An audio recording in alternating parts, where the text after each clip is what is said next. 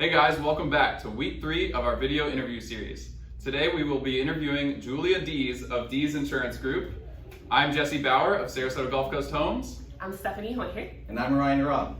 So Julia, tell us a little bit about the company. So Dees Insurance is an independent brokerage located here in Sarasota, Florida. We're actually right downtown. But it doesn't matter because we cover the entire state of Florida, and we do most of our business over the phone or email or just really online. But we started 10 years ago, came from the captive world, which captive simply just means it was one offering, and if we couldn't help the client, we had to send them somewhere else. And so that's where we really found a niche to say, we want to offer more options for our clients. And so we started Dees Insurance. It's myself and my husband, Brad Dees, that we started it. And yeah, we've just been kind of growing ever since and helping out tons of buyers in the Florida market. Well, that's great. So how long have you do all of Florida market? Do you specialize Sarasota, Manatee County? So we do all of Florida market, but naturally being in Sarasota, Manatee area, we tend to gravitate toward that region just because we're here. Okay, perfect. That's awesome that you're local and that you can help all of our buyers in the area. Can you tell us a little bit about the importance of having homeowners insurance? All I can say is we are in the middle of hurricane season, and I think that's all that needs to be said, right? Exactly. No, realistically, when you are buying a home, generally speaking, it's the most expensive thing that you own, and so why would we not want to protect that in case of something that happens? Because accidents happen, whether it's weather related or theft or fire or whatnot. So super important. Yeah, I mean, you mentioned hurricane season. How scary can that be if somebody's looking to buy a home and then they go under contract?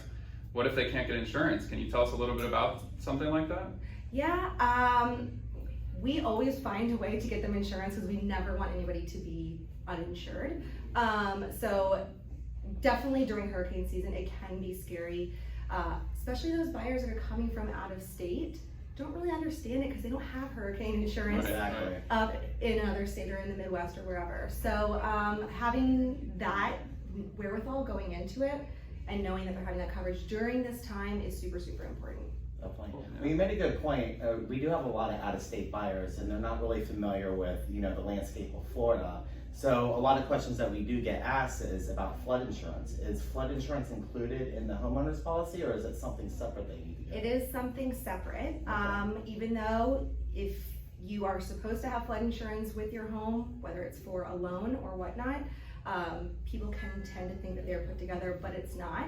Home insurance protects you water that is coming from the top down, and flood insurance protects you from water coming from the ground up. Gotcha. Well, that's very good to know. So Julia, what kind of changes have you seen with flood insurance lately? So that's the big change that has happened over the past year. Let's go back in time, hop in the DeLorean, right? Let's go back. And let's look at flood insurance in the past. The only option was the National Flood Insurance Program through FEMA, as people know it. And then if you wanted any kind of an excess flood policy, because there's a cap on how much they're willing to insure, up to $250,000. So when we have these nice luxury properties that you guys sell, how can they possibly get paid out for things if it's capped at $250,000? Yeah. So they have an excess policy which went into the private market. Well, the private market said, well, let's get into that initial thing. And so over the past number of years, the private market has started to get more involved, and they have become extremely competitive in a few different fronts. One, on premium. Two, on time, because there's a wait time that you have to do with the FEMA National Flood Insurance Program. And the other is on whether or not you need an elevation certificate. It's required for, or was required for FEMA.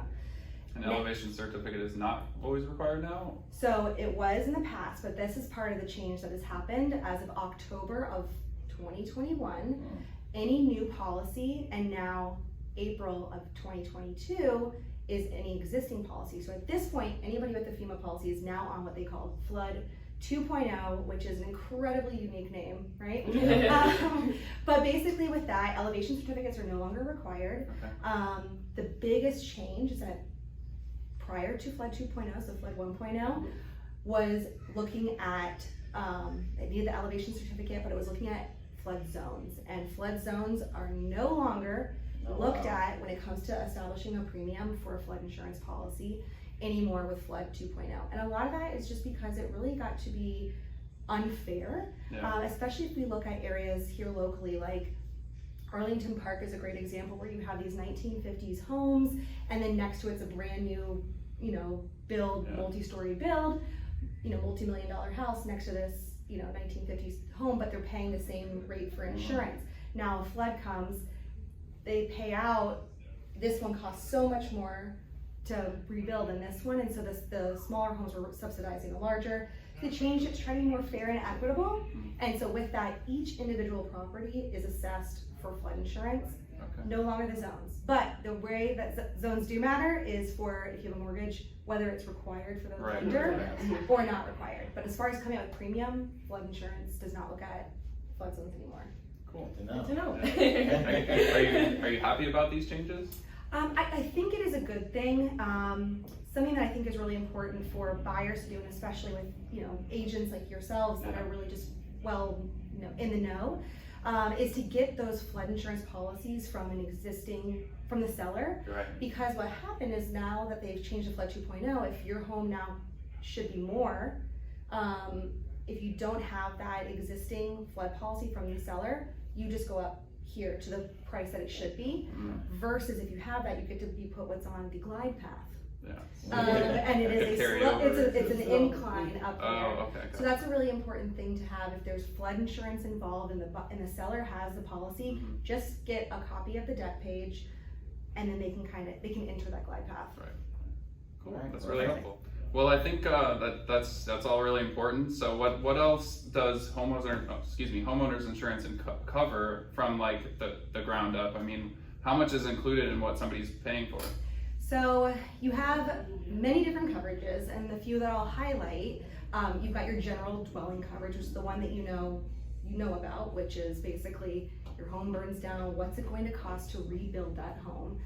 Then you've got other structure coverage, which is important because especially here in Sarasota, being on the coast, you have people with docks, or you have sheds or playhouses or anything that's detached from the home. That'll be covered in that secondary coverage called other structures. Right. Other coverages that come with your homeowner's insurance policy are liability coverage, which basically, is the coverage that covers your ass. Right, so that's important. If somebody else got hurt on your property or something, right? Yes, or you're held liable for an injury for whatever reason. And you've got loss of use coverage, which is super important because if you do lose the use of your home burns down or it is uninhabitable, you have coverage that will allow you to live, that pays for you to live somewhere else. Medical payments. So there's a few different coverages that come with the home insurance policy, but flood is not one of them. Thank you for clarifying that. So here in Florida, we have different types of property. So with condos specifically, sometimes the condo association might have umbrella policy or a policy for the entire condominium, but you still need insurance for your unit. Can you talk a little bit about that? Absolutely. The main differentiator between a condo policy, what we call a condo policy, and a home insurance policy is just who's covering the exterior. So you've got townhomes or villas that are still being covered by the association. They're still considered a condo policy, even though they might not be in that traditional, high-rise type condo that you're used to. But it's basically walls in is what a condo policy will cover, because the exterior is being covered by the association, and then your general home policy is covering walls in and out. Okay. Yeah. So when you get a fixed rate, does that rate stay the same through? So your rate will be the same through the entire term that you have in the policy. So most home insurance policies are going to be a 1-year term policy. At that time, the insurance company will reevaluate the risk, and then they will determine if a higher rate is needed, or I know it might sound crazy, not in this market, but a lower rate sometimes happens, especially if you've had improvements on the home. So, those things kind of change, but that's at the renewal. Okay. Cool. I mean, a lot of questions, and we've had conversations about this in the past, where I've called you and said, hey, I just need some ballpark numbers, and you've told me, we can't just give out a ballpark number. There's so many factors that go into pricing a home insurance plan for somebody. So can you tell us a little bit about what goes into that when you're looking at pricing something? Yes, so basically what the big thing is what the cost to rebuild would be. So if it was a total loss, that's that dwelling coverage. The higher that dwelling coverage is, generally speaking, it's going to increase the premium. You're also going to look at the area. So certain companies will, have a higher rate in different areas because they consider it to be a higher risk. But yeah, I wish it was easy for us to say, oh, any home that's this amount of money, Right. It's going to usually cost about that. Like I've told you before, if it was that easy, I don't think we would have a job. Going back to Ryan's question, you mentioned that there's some improvements that can lower your rate. What type of improvements could help the homeowners lower their insurance? So think about it, just how can I best mitigate risk from happening? So if you have an older roof, getting your roof replaced. If you have, jalousie windows, putting hurricane impact rated windows, doors, garage doors. That's actually a misnomer that we get questions about a lot, is if I put in hurricane rated windows, will I get that discount?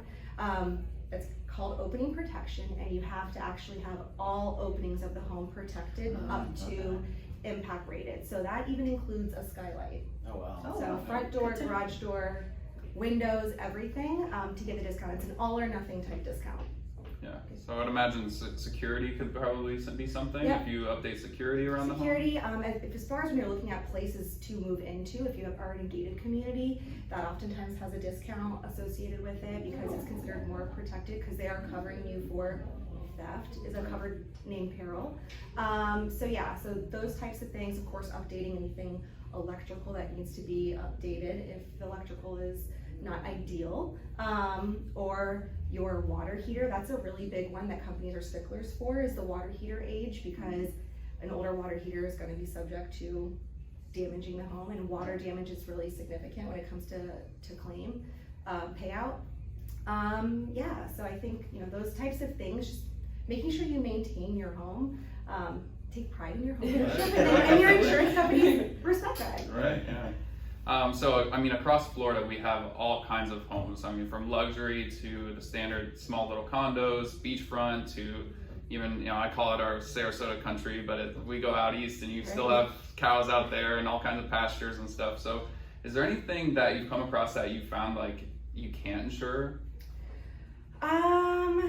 Not that we can't. Like I said, that's the benefit of us being an independent agent, is that we have those options, we can find it. With that said, some things that put a little, change in the plans or reduce your options would be, that we haven't discussed already, would be you have rental homes. That's something that's really common here.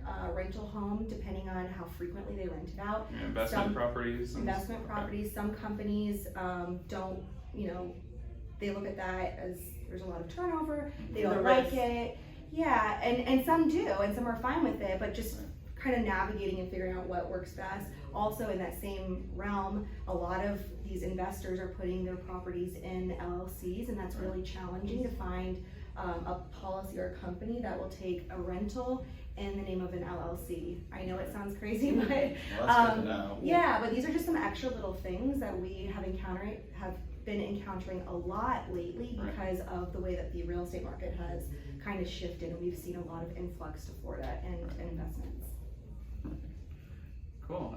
So I guess another thing was, throughout the process of getting somebody under contract and getting them to closing, they need to bind insurance. So at what point of this process, say we write a contract and the closing is due in about 30 days, at what point or how far out from closing should they be reaching out to you to bind insurance? I would say the earlier the better. There's no penalty to getting insurance involved earlier.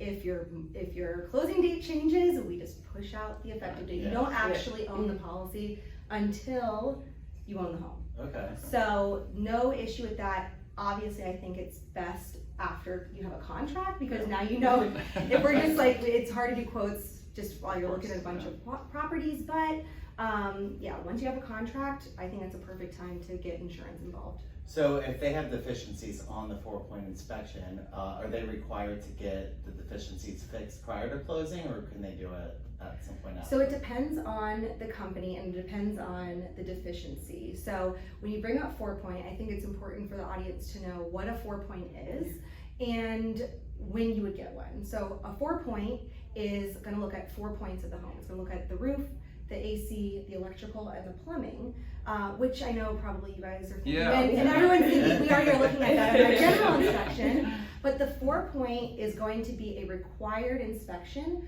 for homes that are 30 years, and we honestly have switched it now to say 20 years or older. That's just because of the insurance market now. It's really been 20 years. But they're gonna look at it more in detail and specifically for what the insurance company is looking for. In fact, so much so that I say it's great that your buyers are doing their due diligence with the general inspection, but we don't wanna see that. We just wanna see the things that they're asking us, because if we see things that, you know, aren't ideal, we have to, you know, tell the insurance company what they're getting into. So we like to see a 4-point if it's required by the company, which again, generally speaking, I'll just say 20 years or older at this point. But looking at that, if it comes back and there are some things on there that are challenging, a couple things can happen. One, we can bind the policy and they can have it fixed later.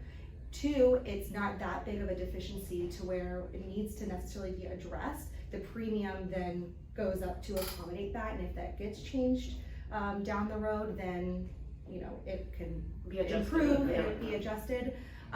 Or 3, yeah, they can say, we're not going to take this risk, in which we get creative. We're trying to figure out how to get that policy bound so that you guys can get to closing and the buyers can have everything taken care of. Okay. So once we go, we write that contract, buyer's under contract, we want to make sure that we're getting the insurance process started as soon as possible. What information do you need from the buyer, from the property, besides the 4-point to get started and get a quote for the insurance? Yep, so in an ideal world, we'll have the 4-point if it's required.